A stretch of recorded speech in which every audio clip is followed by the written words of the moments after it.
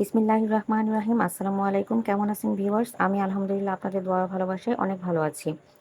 আজকে আমি যে রেসিপিটা রান্না করব সেটা হচ্ছে এগ ব্রেড রেসিপি।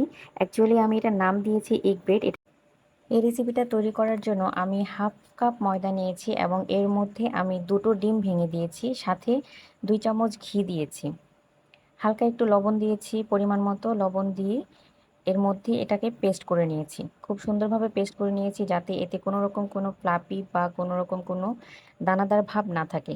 ভালো করে মিক্সড করে নেওয়ার জন্য অনেকক্ষণ ধরে আমাকে এটা মথে নিতে হয়েছে অ্যান্ড দেন তারপরে এর কনসিস্টেন্সিটা এই অবস্থায় রেখে আমি এটাকে চামচ দিয়ে সুন্দর করে নাড়াচাড়া করে গরম কড়াইয়ের তেলের উপর ছেড়ে দিয়েছি। এই রেসিপিটার একটা হিস্ট্রি আছে। আমি অফিস থেকে ফেরার পর যখন বাবুকে খাওয়াতে যাচ্ছিলাম, কোনো কিছুই সামনে রেডি ছিল না। কি করব ভেবে ভেবে হঠাৎ মনে হলো পুষ্টিকর কোনো খাবার ওকে খাওয়ানো দরকার।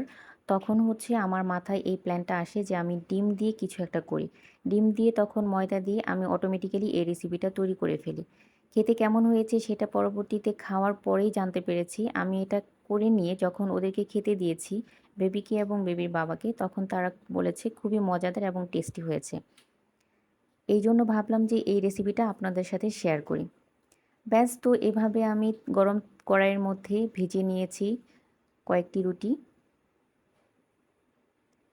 এটা আসলে ওলটপালট করে কয়েকবার করে ভেজে নিতে হবে যাতে সম্পূর্ণটা হয়ে যায়। দুই পাশে হয়ে এলে হালকা হালকা একটু বাদামি কালার হলে দেন নামিয়ে নিতে হবে। ওরা খুব মজা করে খেয়েছে। এই রেসিপিটা আপনারা বাসায় ট্রাই করে দেখতে পারেন।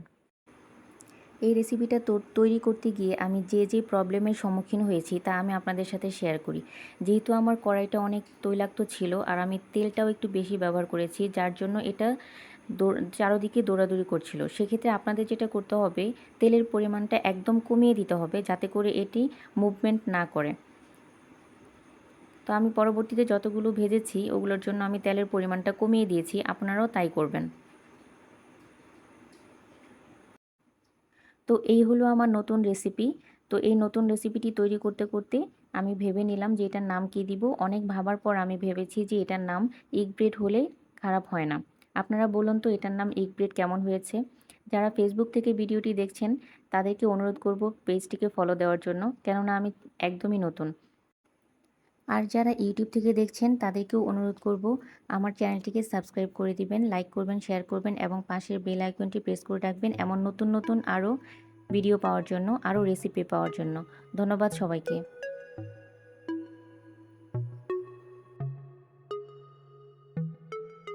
I can't get you off of my mind.